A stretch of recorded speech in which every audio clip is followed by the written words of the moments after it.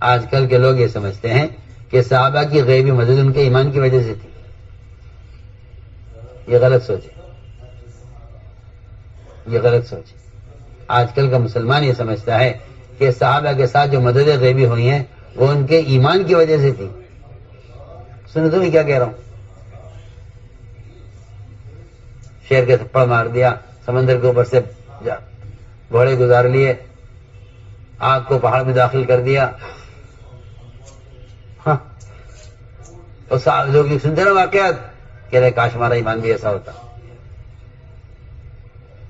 چکی میں سے آٹا نکل رہا، تنور جو ہے چاپوں سے بھرا ہوا. یہ سب واقعہ سنتے نا لوگ کہ صحابہ کی مدد اس طرح کے ایمان کی وجہ سے. تو لوگ ایسے ہی ایمان کی تمنا کرتے ہیں کاش ہمارا ایمان بھی ایسا ہوتا. میں سمجھتا ہوں شاید دل میں دنیا کی محبت اتر گئی ہے، اس لیے ایسا ایمان چاہ رہے ہیں. سنو میں کیا کہہ رہا ہوں. صحابہ کی غیبی مددیں سن سن کر ان کے جیسے ایمان کے لوگ تمنا کرتے ہیں. میں یہ سمجھتا ہوں کہ یہ دنیا کی محبت جب دل میں بیٹھ جاتی ہے نا، تو پھر جب سنتے ہیں کہ صحابہ کے لیے 17 اشرفیاں چوہا لے کر آیا ہے، اللہ اکبر، ان کا ایمان ہے. میری بات یاد رکھنا. اللہ اکبر. یہ ان کے نہ ایمان کا نتیجہ ہے، نہ یہ ایمان سے مطلوب ہے، نہ یہ ایمان کا تقاضا ہے، نہ یہ ایمان کا نتیجہ ہے. کچھ نہیں. ظاہر کے خلاف مدد کا ہونا، میری بات یاد رکھنا ہمیشہ، ظاہر کے خلاف مدد کا ہونا نہ ایمان سے مقصود ہے، نہ ایمان کا نتیجہ ہے، نہ ایمان کا تقاضا ہے، نہ یہ ایمان کا کمال ہے. کچھ نہیں. اور میں اور آپ سب یہاں آ کے اٹکے ہوئے ہیں کہ کاش ہمارا ایمان ایسا ہو جاوے جیسے صحابہ کا تھا کہ شیر کو تھپڑ مار دے، چوہا شرفیاں لے کر آوے، جی ہاں آگ ٹھنڈی ہو جاوے.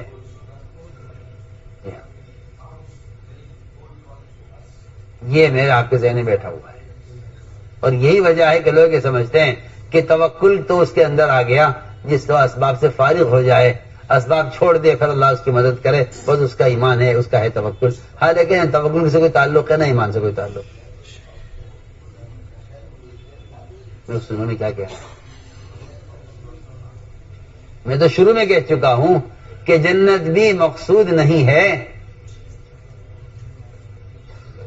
اور آپ یہ سمجھ رہے کہ دنیا میں ظاہری خلاف مدد جب ہوگی جب ایمان کامل ہو جائے گا.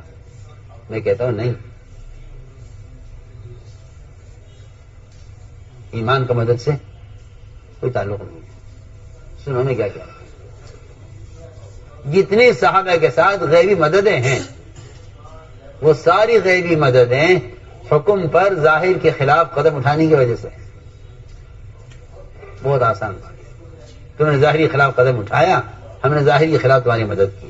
آپ دیکھیے، آپ پڑھیے، پوری سیرت پڑھ لیجیے. آپ کو ہر جگہ جو کامیابی ملے گی وہ ظاہری کے خلاف قدم اٹھانے پر ملے گی. کہ ہم نے حکم پورا کر دیا، تم احکام پورے کر دو ظاہر کے خلاف، ہم تمہاری حاجت پوری کریں گے ظاہر کے خلاف. یہ ہے معاملہ. اس لیے ایمان کا کمال یہ نہیں ہے کہ آپ کے ساتھ ظاہر کے خلاف مدد ہو جائے. نہیں،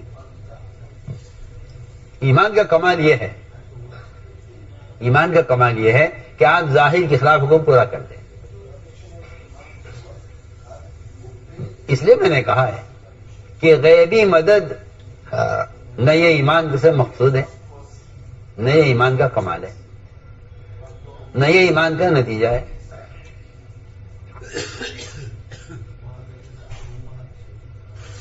بلکہ ظاہر کے خلاف حکم پورا کرنا یہ ایمان کا کمال ہے.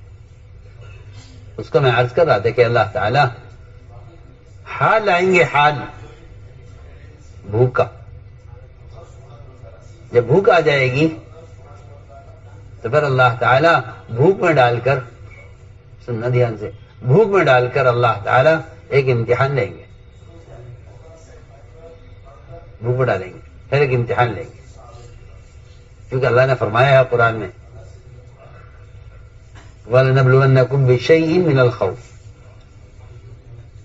بِشَيْءٍ مِّنَ الْخَوْفِ، تھوڑا سا خوف لائیں گے ہم. آزمانے کے لیے کہ تم خوف میں حکم چھوڑ دیتے ہو یا حکم پر قائم رہتے ہو.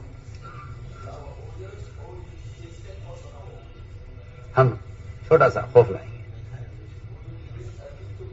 کیا خوف میں تم حکم پر قائم رہتے ہو یا حالات حکم چھوڑ دیتے ہو؟ آگے فرمایا والجوع، ہم چھوٹا سا خوف لائیں گے، تھوڑی سی بھوک لائیں گے، تھوڑی سی بھوک لائیں گے، اور چھوٹا سا نقصان کریں گے تمہارے مال میں، تمہیں آزمانے کے لیے کہ تم ان حالات میں حکم پر جمتے ہو یا حالات کی وجہ سے حرام کی طرف چلے جاتے ہو. میں اس کی مثال عرض کر رہا تھا کہ اللہ نے آزمایا صحابہ کو. آزمائش یہ ہوئی کہ سفر میں غلہ ختم ہو گیا، سفر میں غلہ ختم ہو گیا، صحابہ کو بھوک لگی، کیا کریں، کیا کھائیں، کچھ کھانے کو نہیں ہے. خیال یہ آیا کہ ہمارے پاس سواریاں ہیں، سواری ذبح کی جائے، اس کا گوشت بنایا جائے. اس زمانے میں گدھے حلال تھے، پالتو گدھے کٹڑے بکرے کی طرح کھائے جاتے تھے. تو یہ خیال ہوا کہ پہلے چلنا تو آسان ہے، بھوکا رہنا مشکل ہے، لہذا انہوں نے گدھا ذبح کیا، اس کا گوشت تیار کیا. جب گوشت بالکل گلنے کے قریب ہو گیا، کھانا تیار ہو رہا تھا. اب آپ اندازہ کریں، حلال کھانا آنکھوں کے سامنے بن رہا ہو اور بھوک شدت کی لگی ہوئی ہو، اور اس کے علاوہ کوئی دانہ کھانے کو نہیں ہے، کچھ نہیں ہے. اللہ دیکھ رہے ہیں کہ یہ سفر میں ہے، غلہ ختم ہو گیا ہے، حلال کھانا گوشت تیار ہو رہا ہے. اللہ نے آزمانے کے لیے کہ حکم میں کتنا جمنے والے ہیں، اچانک حکم نازل کیا کہ ابھی ابھی اللہ نے گدھے گوشت کو حرام کر دیا ہے. آپ ہمارے جاؤ اعلان کر دو صحابہ میں، یہ تیار پکا ہوا کھانا پھینک دیا جائے، ہانڈیاں توڑ دی جائیں.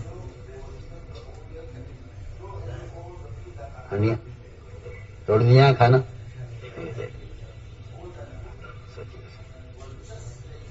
کوئی ہے نعوذ باللہ کوئی یہ کہے کہ جی اس کا متبادل مل جاتا تو اس کو حرام کر دیتے، یا کوئی یہ کہنے والا ہے کہ جی ابھی سفر میں ہے، تھوڑا سا آج اور رہنے دیجیے، حلال مدینے جانے کے بعد حرام کر دیے. آدمی سفر میں ہے نا، کیا کرے گا. کھانا سفر میں ختم ہو گیا، غلہ ختم ہو گیا. جو حلال چیز تھی کھانے کے لیے، اللہ نے اس کو اسی وقت حرام کیا ہے. کوئی ہے کہنے والا کہ ذرا سا مؤخر کر دیتے، ذرا مدینے پہنچ جاتے ہم، یا ہمیں اس گوشت کے علاوہ کوئی اور چیز کھانے کو مل جاتی ہے، اس کو چھوڑ دیتے. کہ اگر تمہیں اس کا متبادل دے کے اس کو چھوڑوا دیا جائے تو اس میں تو کوئی کمال نہیں ہے نا. ہم دیکھنا چاہتے ہیں کہ تم حکم برا کرتے ہو یا نہیں. آپ غور کریں. جو میں نے عرض کیا تھا کہ جس طرح نبی کی خبر ظاہر کے خلاف ہوگی، اس کو عقل کے خلاف تسلیم کرنا ایمان ہے. ایسے ہی جو نبی حکم دیں گے وہ حکم ہماری طبیعت، ہماری چاہت، ہمارے حالات کے خلاف آئے گا، کیونکہ اس کو پورا کرنا یہ بھی ایمان الغیب ہے. نہیں عرض کرنا چاہیے کہ احکام جس طرح خبر غیب سے آ رہی ہیں، اس طرح احکام بھی غیب سے آ رہے ہیں. نبی کے حکم کو ظاہر کے خلاف پورا کر دو تو پھر ہمارا وعدہ ہے کہ ہم ظاہر کے خلاف تمہاری مدد کریں گے. ظاہر کے خلاف مدد کریں گے. تم ظاہر کے خلاف قدم اٹھاؤ حکم پر، ہم ظاہر کے خلاف مدد کریں گے. تو میری ساری بات کا خلاصہ یہ تھا کہ جس طرح خبریں عقل کے خلاف ہوں گی، اس طرح احکام بھی عقل کے خلاف ہوں گے. احکام بھی عقل کے خلاف ہوں گے، کہیں معمول کے خلاف ہوں گے، کہیں عقل کے خلاف ہوں گے، کہیں جذبے کے خلاف ہوں گے. سارے آپ اٹھا کے دیکھیے، انبیاء کے واقعات، صحابہ کے واقعات، جو حکم آیا ہے کبھی معمول کے خلاف آیا، کبھی حیثیت کے خلاف آیا. نماز ہو رہی ہے ایک مدت سے بیت المقدس کی طرف، اچانک حکم آ گیا نماز کے درمیان میں کہ آپ رخ پھیر لیجئے بیت المقدس سے بیت اللہ کی طرف. فوراً آپ نماز پڑھتے پڑھتے پھر گئے. ہم دیکھنا چاہتے ہیں کون نبی کا اتباع کرتا ہے. اگر کوئی یہ کہتا ہے کہ جی ہم عصر سے پڑھ لیں گے ادھر، تو یہ نبی کی مخالفت کرنے والا ہے. کیوں؟ اس لیے کہ حکم کو جو ٹال دے گا اس نے حکم کو ضائع کر دیا. اس نے حکم کو ضائع کر دیا. حکم ٹالا نہیں جائے گا، کیونکہ اگر آپ اس پر بعد میں عمل کر لیں تو بعد میں عمل کرنے کو اطاعت نہیں کہتے. جیسے میں نے مثال آپ کو کتنی اچھی مثال دی ہے. اگر صحابہ یہ کہتے کہ یہ بھی تو کھا لو، مدینے جانے کے بعد نہیں کھائیں گے، تو آپ نے حکم ٹال دیا ہے. آپ نے حکم ٹال دیا. اب اس حکم کے بعد میں حکم پورا کرنے پر وہ وعدہ ہی نہیں ہے جو وعدہ پورا کرنے پر تھا. صاحب نے کہا جی ٹھیک ہے، حکم ہے، ہم چھوڑ دیتے ہیں. اس لیے کہ آپ کو اطاعت پر کا بدلہ جب ملے گا جب آپ اس حکم کو اس وقت پورا کریں جب حالات میں ہو. اگر آپ نے حالات کی وجہ سے حکم کو ضائع کر دیا تو آپ نے حکم نہیں ضائع کر دیا، آپ نے وعدے کو ضائع کر دیا. آپ نے وعدہ ضائع کر دیا. آپ نے وعدہ ضائع کر دیا. آپ نے حکم نہیں ضائع کیا، آپ نے وعدہ ضائع کر دیا. یہ کہ وعدہ جب ہے، جب آپ حکم کو حال کے امر کو فوراً پورا کر دیں تو اس پر وعدہ ہے. آپ صلی اللہ علیہ وسلم نے جب بھی وعدے کیے اپنی امت سے برے حالات میں وعدے کیے. آپ اس پر غور کریں. کوئی وعدہ اچھے حالات میں نہیں ملتا. آپ کوئی غور کیجئے، سارے وعدے برے حالات میں. منافقین کی چھٹائی اسی لیے ہوئی کہ وعدے کیے گئے ہیں سب برے حالات میں. نہیں، خندق کے حالات بہت برے تھے. خندق کے حالات بہت برے تھے. دشمن زیادہ، صحابہ کی تعداد کم، ہتھیار کم، بھوک زیادہ، کھانے کے لیے کچھ نہیں، سردی زیادہ، پہننے کے لیے کچھ نہیں. یہ سارے حالات، اور ان حالات میں سب سے بڑی جو پریشانی آ گئی وہ ایک چٹان اڑ گئی بیچ میں. ایک چٹان بیچ میں اڑ گئی جس کی وجہ سے خندق کا کام رک گیا کہ یہ چٹان آ گئی ہے، ٹوٹتی نہیں.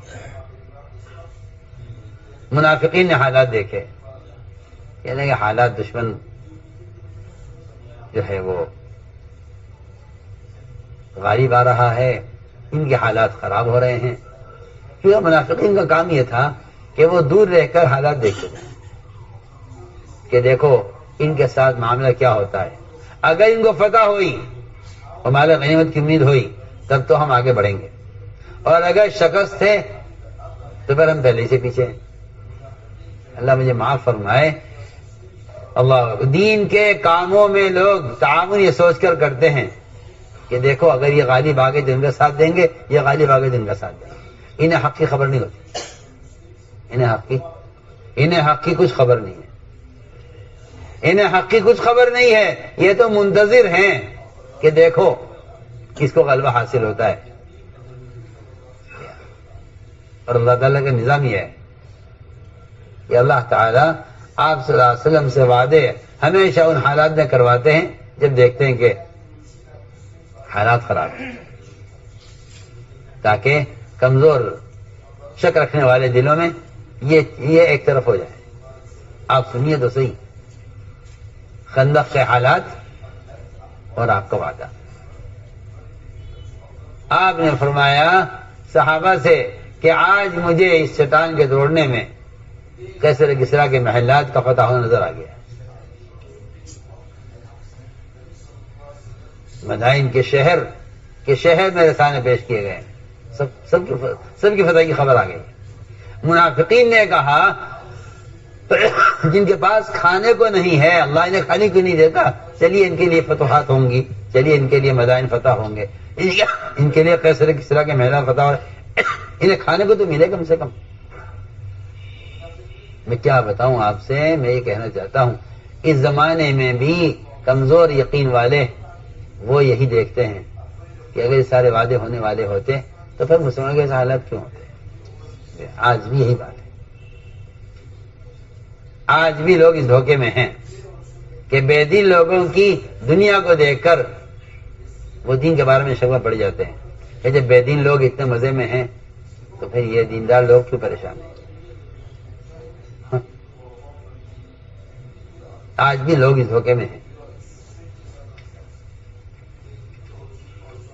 اور اللہ تعالیٰ دیندار لوگوں کے حالات کو تھوڑا سا بگاڑیں گے بے دین لوگوں کے امتحان کے لیے. وہ یا تو دین کو یہ کہہ کر اختیار کر لیں گے کہ حکم پورا کرنا ہے، یا دین کو کہہ کر چھوڑ دیں گے کہ بھئی دینداروں کے حالات ہم دیکھ رہے ہیں، حالات ٹھیک نہیں ہے.